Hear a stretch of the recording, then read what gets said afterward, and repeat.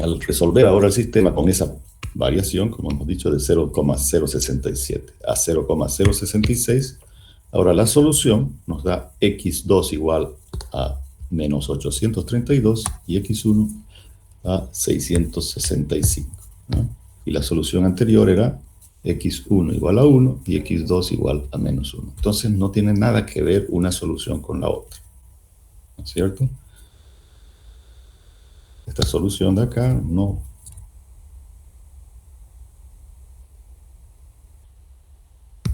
se parece en nada, ¿no es cierto?, a la solución anterior. Entonces, ¿qué pasa? Que esta pequeña modificación hace...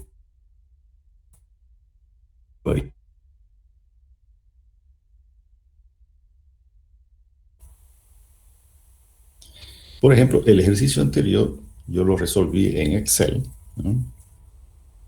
Y utilicé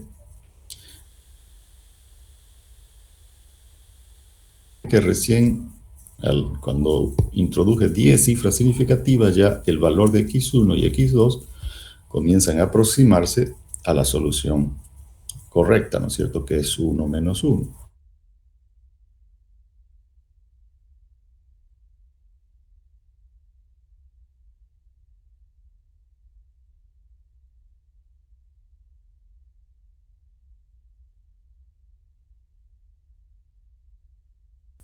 ¿No?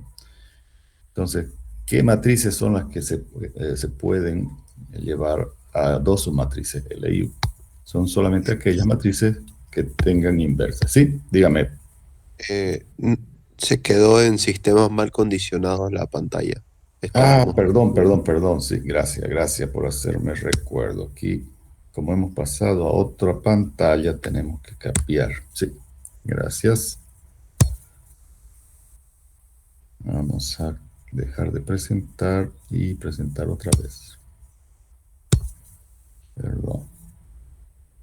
Entonces estamos con factorización L.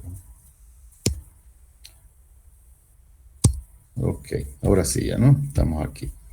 Estábamos justamente hablando de este tema, ¿no es cierto? Donde queremos descomponer entonces una matriz A cualquiera en dos matrices. La vamos a escribir aquí, ¿no es cierto? Tenemos una matriz A y queremos descomponerla en dos matrices L y U. Habíamos dicho que L entonces era de matriz triangular inferior, ¿no es cierto? Triangular inferior, y la U, matriz triangular superior. Eso era, ¿no? Ok. Entonces, decíamos también que para que se pueda hacer esta factorización o esta descomposición de la matriz A debe tener inversa, ¿no? Ok. Entonces, esa es una condición para poder eh, utilizar el método de factorización L. Ok, entonces, ¿cómo procedemos? Vamos a definir entonces una matriz especial que se denomina la matriz L del paso K, ¿no es cierto? Esta matriz L, por definición, va a tener unos, ¿no es cierto?, en la diagonal principal, puro unos, ¿no?, y ceros por arriba de la diagonal principal y ceros por debajo de la diagonal principal, excepto en la columna késima, ¿no?, que por debajo de la diagonal principal tendrá los coeficientes múltiples, los negativos de los coeficientes multiplicativos L sub y K, ¿no es cierto? Donde L sub y K va a estar dado por los valores de los coeficientes de la matriz A, ¿no? Entonces va a ser L sub i K, va a ser el A sub i K dividido entre el coeficiente de la diagonal, que lo hemos llamado pivote, ¿no es cierto? El elemento pivote, el A doble K del paso K.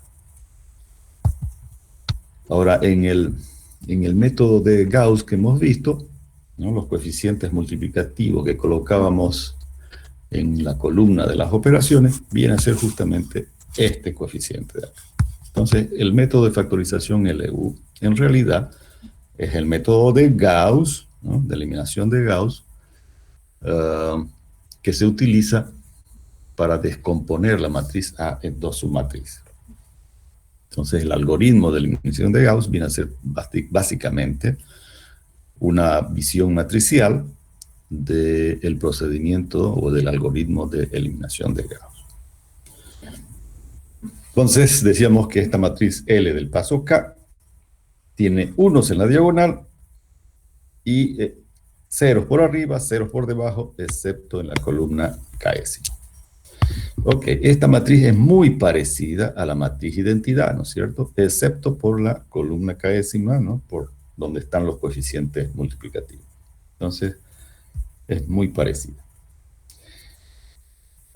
Este procedimiento para obtener la descomposición de la matriz L y U se inicia, vamos a escribir acá nuestra ecuación, multiplicando, ¿no es cierto? Para obtener la matriz A del paso K más 1, multiplicamos la matriz L del paso K, la matriz que acabamos de definir, ¿no es cierto? Multiplicada por la matriz A del paso anterior, del paso K. Ok. Obviamente, cuando K vale 1, ¿no? El primer paso, ¿no? El primer paso, obtendremos esta matriz del lado derecho, que será la A del paso 1. Entonces, la A del paso 1 va a ser igual a la matriz inicial A, ¿no? La matriz de coeficiente dada inicialmente. Ok. Y L del paso 1 va a ser la matriz que tiene unos en la diagonal, ceros por arriba, ceros por debajo, excepto en la columna, en el caso de que sea 1, la columna 1, ¿no? En la columna 1 entonces tendremos los coeficientes multiplicativos. Ok, este procedimiento va hasta la columna n-1, es decir, K, que es el igual que en el método de Gauss, nos va indicando sobre cuál columna estamos eliminando los coeficientes. Entonces vamos a ir hasta la columna penúltima, ¿no es cierto? Hasta n-1. Cuando K es igual a n-1, ya estamos prácticamente en el último paso, de manera que A del paso n ya será la matriz triangular superior U, ¿sí? Y L va a ser la matriz que rellenamos simplemente, ¿no? Con los coeficientes multiplicativos. Entonces L va a ser una matriz que tiene unos también en la diagonal, ¿no es cierto? Ceros por arriba, y por debajo vamos a tener los coeficientes multiplicativos. Y listo, entonces ya tendríamos la matriz U y la matriz L. Entonces vamos a ver un ejemplo, ¿no? Tenemos esta matriz que ya la hemos trabajado, ¿no es cierto? Esta matriz de coeficiente por el método de Gauss. Entonces vamos a descomponer ahora esa matriz en dos submatrices, L y U. Entonces, como decíamos, iniciamos para K igual a 1. Y la matriz entonces A1, vamos a llamar así, la matriz A1 va a ser igual a A, ¿sí? Pero la matriz L1 va a ser una matriz que va a tener, bueno, L y U obviamente tienen la misma dimensión que A, ¿no? Entonces, L1 va a ser una matriz que tiene ceros en la por arriba de la diagonal, unos en la diagonal, ceros también por debajo de la diagonal, excepto en la columna, en este caso 1, donde van a estar los coeficientes multiplicativos, L21 y el negativo de L31. Esos coeficientes entonces los calculamos por la formulita que dimos ahí, ¿no? Que L21 va a ser igual a A21 dividido entre A11, ¿no? Es decir, va a ser 1 dividido entre 2. Lo mismo para L31, va a ser el coeficiente A31 dividido entre A11. Es decir, va a ser 1 dividido entre 2. Entonces, de ahí obtenemos los valores de la matriz L del paso 1. ¿Sí? Como son los negativos, entonces los premultiplicamos por un signo menos esos dos valores y los colocamos, ¿no es cierto?, en su posición correspondiente, que es lo que tenemos ya aquí abajito, ¿no? Esta sería entonces nuestra matriz L del paso 1. Y al multiplicarla por la matriz A del paso 1, fíjense que se nos eliminan los coeficientes de la primera columna. Entonces el procedimiento es básicamente el mismo que el método de Gauss, ¿sí? Entonces para k igual a 1 hemos eliminado la columna 1, ¿sí? Entonces para k igual a 2 vamos a eliminar ahora la columna 2. Entonces para k igual a 2 ya tenemos A del paso 2, nos falta determinar L del paso 2. Entonces, ¿cuál será L del paso 2? Va a ser una matriz que tiene unos en la diagonal, ceros por arriba, ceros por debajo, excepto en la columna késima, ¿no es cierto? En este caso la columna es 2. Entonces ahí vamos a tener el negativo del coeficiente L32. Entonces, ¿cómo calculamos el valor del L32? Con la formulita que hemos dado, ¿no? Que va a ser el A32 del paso 2 ahora, dividido entre el coeficiente pivote, que es el elemento de la diagonal de la matriz A del paso 2, ¿no es cierto? Entonces va a ser, fíjense, acá tenemos, esta es nuestra matriz del paso 2, entonces va a ser 1 medio dividido entre menos 1 medio, ¿sí? Eso nos da entonces el coeficiente L32 igual a menos 1, que al pasarlo ahora, al colocarlo en la matriz L del paso 2, tenemos que premultiplicarlo por un signo menos. Entonces, es que por eso que aquí aparece el L32 con signo más, ¿no es cierto? Porque menos con menos se hace más. Y al multiplicar ahora L del paso 2 por A del paso 2, ya aparece este nuevo cero, ¿no? Además de los anteriores, ya tenemos entonces todos los coeficientes por debajo de la diagonal, ya son 0, ¿no? Entonces esta ya es directamente la matriz U, ¿no? Es decir, es el último paso, habíamos dicho hasta k igual a n menos 1, ¿no? N es la dimensión del sistema, en este caso n vale 3, entonces n menos 1 es 2. Luego determinamos la matriz L. La matriz L es simplemente una matriz que tiene unos en la diagonal, ¿no? Ceros por arriba de la diagonal, y por debajo de la diagonal tenemos los coeficientes multiplicativos, ¿no? Que habíamos obtenido en los pasos correspondientes. Entonces, por ejemplo, en el primer paso teníamos los coeficientes L21 y L31, que eran 1 medio y 1 medio, ¿sí? Y en el paso 2 obtuvimos el coeficiente multiplicativo, que era menos 1, ¿no? Que lo colocamos en su posición correspondiente, ¿no? En L32. Y listo, ya tenemos la matriz L y además también tenemos la matriz U, ¿cierto? Aquí estarían las dos ya, ¿no? L y U. Ok. Vamos a borrar esto. Entonces, el procedimiento es básicamente el mismo que el que hemos visto para el método de Gauss, ¿sí? Entonces acá tenemos ya la solución, ¿no? O la descomposición por el método de factorización LU, ¿no? Tenemos la matriz A y la matriz que va a ser igual al producto de la matriz L por U, ¿sí? Si nosotros hacemos el producto de estas dos matrices, nos tiene que dar a que es la forma de verificar si lo hemos hecho bien. Ok, lo que hemos hecho, que es el procedimiento de factorización LU, se puede también resolver en el formato de tabla, utilizando el mismo algoritmo de eliminación de Gauss y aprovechando los espacios donde vamos eliminando los coeficientes de la matriz A para almacenar los coeficientes de la matriz L. Es decir, que podemos trabajar en una misma matriz dos submatrices, ¿no? Es decir, los coeficientes de U y de L van a quedar almacenadas en la matriz A. Entonces, esto significaría que pudiéramos ahorrar un poco de espacio de memoria, ¿no? ¿Qué es lo que hemos hecho acá? Hemos resuelto nuevamente, ahora ya en el formato de tabla, ¿no? La misma matriz sobre la que ya hemos trabajado anteriormente también por el método de Gauss. Entonces, si ustedes ven, se reproducen los mismos valores, ¿no? Entonces, L1 sería la matriz donde hemos eliminado los coeficientes en la columna 1, ¿no? Acá entonces serían ceros esos dos coeficientes.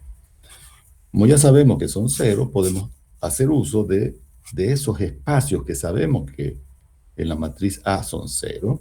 Entonces vamos a colocar estos dos coeficientes, ¿no es cierto? Los colocamos en esas posiciones que son los coeficientes multiplicativos y que, como hemos visto, pertenecen ya a la matriz L. Entonces aprovechamos esos espacios y simplemente los escribimos ahí, nada más, ¿no? Los escribimos los dos coeficientes L21 y L31 en el espacio donde sabemos que A es 0. Lo mismo cuando eliminamos el coeficiente 3,2, ¿no es cierto? En el paso 2, ahí almacenamos el coeficiente multiplicativo en esa posición. De manera que, en este caso, ya con 2 pasos ya fue suficiente para llevar a la forma triangular superior, ¿no es cierto? Entonces vemos que acá por debajo de la diagonal principal están los coeficientes de la matriz L, ¿no? Por definición, entonces la matriz L tiene unos en la diagonal, ¿no? Ceros por arriba, y por debajo están los coeficientes que aparecen acá en la tabla, ¿no? Y los coeficientes que están en la área que le hemos colocado esa tonalidad media anaranjada, amarilla, ¿no? Ahí estaría entonces la matriz U, ¿no? Por lo tanto, en el mismo espacio de la matriz A tenemos las dos matrices contenidas, ¿no es cierto? La matriz L, que sería el espacio celeste, y la matriz U, que sería la parte anaranjada. Entonces ahí tenemos las dos submatrices en un mismo espacio. Ok. Ahora, la pivotación hemos dicho que es obligatoria en el método de Gauss y por lo tanto también es obligatorio en el método de factorización LU. ¿Sí? Entonces, siempre que tengamos un coeficiente en la posición del pivote que no es el mayor de su columna, vamos a tener que hacer una permutación de fila. Ok, ahora, ¿cómo utilizamos el método de factorización LU para resolver un sistema de ecuaciones? Entonces partimos nosotros de nuestro sistema de ecuaciones tradicionales, ¿no es cierto?, en forma matricial, A por X igual a B, donde A viene a representar la matriz de coeficiente y B el vector de términos independientes. Reemplazamos entonces A por la matriz factorizada, ¿no es cierto?, LU. Y de ahí hacemos uso de la propiedad asociativa, asociamos entonces U con X, ¿no es cierto? Y a eso lo llamamos C. De manera que L por C ahora va a ser B. Entonces, de aquí nosotros en realidad al factorizar la matriz A por las dos submatrices generamos dos sistemas de ecuaciones, ¿no? LC igual a B y U por X igual a C. Entonces, para resolver el sistema de ecuaciones, tenemos que resolver estos dos sistemitas. Uno triangular inferior, ¿no?, la primera ecuación, y el otro triangular superior, la segunda ecuación. Entonces, de la primera ecuación resolvemos las incógnitas, que serían estas incógnitas de transición, por decir así, C, ¿no es cierto? Esas vienen al segundo sistema y nos permiten resolver entonces las incógnitas X. Entonces, ese sería el procedimiento, ¿no? Del primer sistema resolvemos C, lo reemplazamos el segundo sistema y resolvemos X. Que es lo que hemos hecho posteriormente, ¿no? Ahora, aquí hay una observación.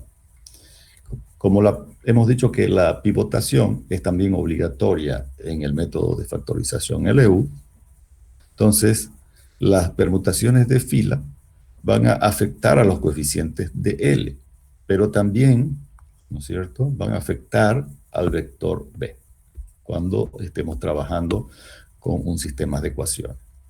Entonces, acá hemos colocado en el primer sistema B asterisco en vez de B. ¿Por qué? Porque si hemos hecho permutaciones de fila, B asterisco representará entonces el vector B con las permutaciones, ¿no? Si permutamos la fila 1 con la fila 2, entonces esa permutación afecta al vector B y tenemos que hacer esa misma permutación. Ok.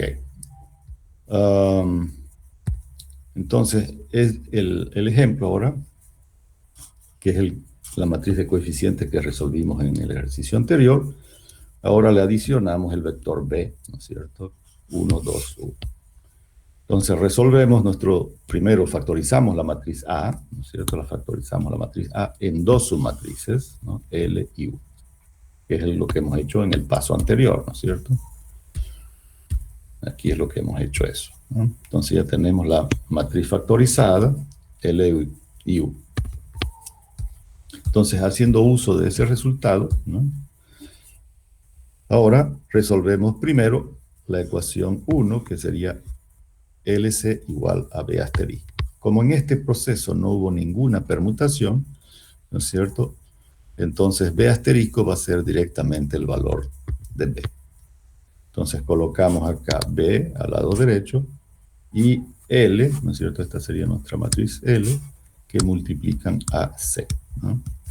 Y esto tiene que ser igual entonces a B asterisco, que en este caso es igual a B. Entonces resolviendo este sistema, como es un sistema triangular superior, triangular inferior, perdón, ¿no? Todos los coeficientes por arriba de la diagonal son 0, ¿no? Entonces, de la primera ecuación resolvemos C1, ¿no? Entonces C1 va a ser directamente el valor que está del lado derecho, igual a 1. Ese valor de C1 lo reemplazamos en la segunda ecuación, ¿no es cierto? Donde 0,5 multiplica C1 y 1 multiplica a C2. Entonces de ahí despejamos C2, reemplazando los valores, y obtenemos acá el valor de 1,5. Estos dos valores, C1 y C2, los utilizamos para resolver la tercera ecuación, ¿no es cierto? Entonces acá es lo opuesto a la sustitución reversiva, ¿no es cierto? Acá empezamos de la primera fila y vamos hacia la última. Entonces aquí en la última, reemplazando todos los valores, obtenemos el valor de C3. Ok, ya tenemos el vector entonces C, ¿no es cierto? C1 igual a 1, C2 1,5 y C3 2. Ese vector lo reemplazamos en la segunda ecuación, ¿no es cierto? En Qx igual a C, ¿no? C entonces viene a ser estos valores de acá. Ok, y ahí ahora resolvemos este sistema que es triangular superior, ahora ya, ¿no? Este sistema es triangular superior, entonces resolvemos por sustitución reversiva. Entonces empezamos desde la última fila, ¿no? Donde solamente tenemos una ecuación, que x3 va a ser igual a 2, y así vamos subiendo sucesivamente hacia la primera, y obtenemos la solución del sistema. Ok, entonces uno se preguntará para qué utilizar, ¿no?, el método de factorización LU para resolver un sistema si lo podemos hacer directamente por Gauss. ¿Por qué deberíamos primero factorizar la matriz A en dos submatrices? La respuesta es que al hacer eso, ¿no?, al tener ya las matrices L y U, podemos utilizar varios vectores B para resolver varios tipos de sistemas. El vector B generalmente, dependiendo del área de la ingeniería, va a tener un significado específico. Por ejemplo, en la ingeniería de estructura, representan las cargas que tendría una determinada estructura, ¿no? Estarían representadas por el vector B. De manera que si yo quiero simular varias situaciones de carga, es decir, varios vectores B, entonces, como ya tengo la matriz L y U resueltas, ¿no?, es simplemente resolver por sustitución frontal y sustitución reversiva, ¿no es cierto?, estos dos sistemas para obtener los valores del vector de incógnita X, ¿no? Por decir, como les decía, si B representase las cargas de un edificio, por ejemplo, de un edificio, ¿no?, yo puedo hacer variaciones, simular varias situaciones de carga y obtener los desplazamientos probablemente de la estructura debido a esas situaciones de carga.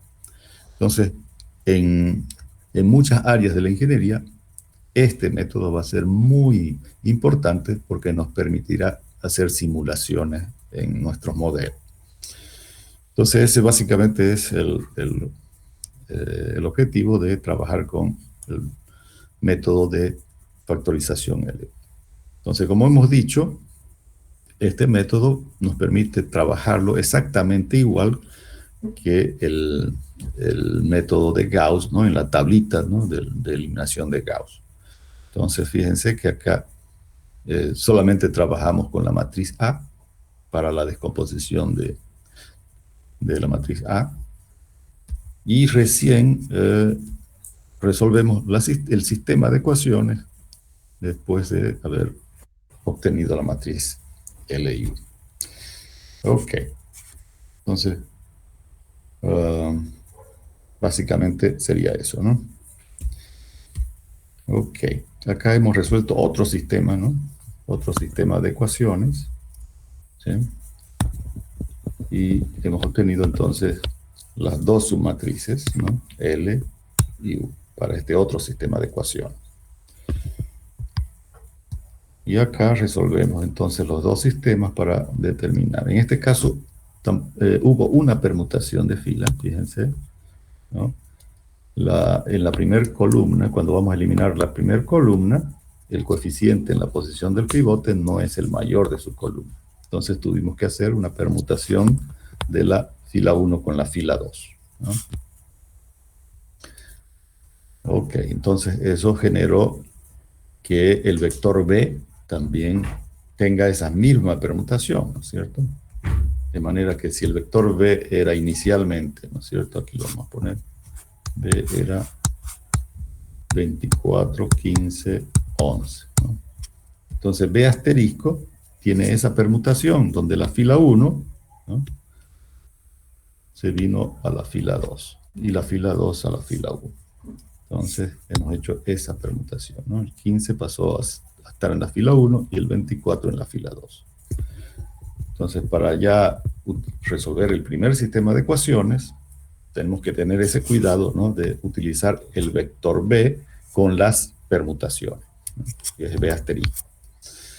Entonces, al hacer esa permutación y resolver el sistema, ahora obtenemos el vector C, que este vector C, después lo vamos a comparar, viene a ser el mismo vector B cuando trabajamos por Gauss, ¿no?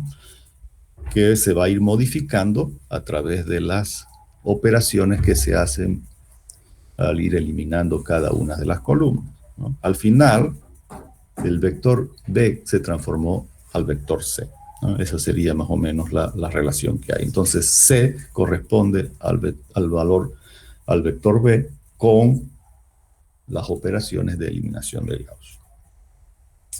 Ok, ¿dudas hasta aquí? ¿Algo que no se hubiera entendido? Me avisan. La próxima clase vamos a hacer entonces ejercicios sobre este tema para que quede bien claro. Si no hay dudas por ahora, vamos a quedar por ahí y nos veríamos el próximo jueves. A ver, creo que alguien está planteando una pregunta. A ver, ¿quién será? Creo que no hay nadie, ¿no? No hay ninguna pregunta, no veo acá en el chat. Todo claro, ingeniero. Perfecto. Ok, jóvenes, entonces quedamos así. Nos vemos el día jueves. Chao, chao para todos.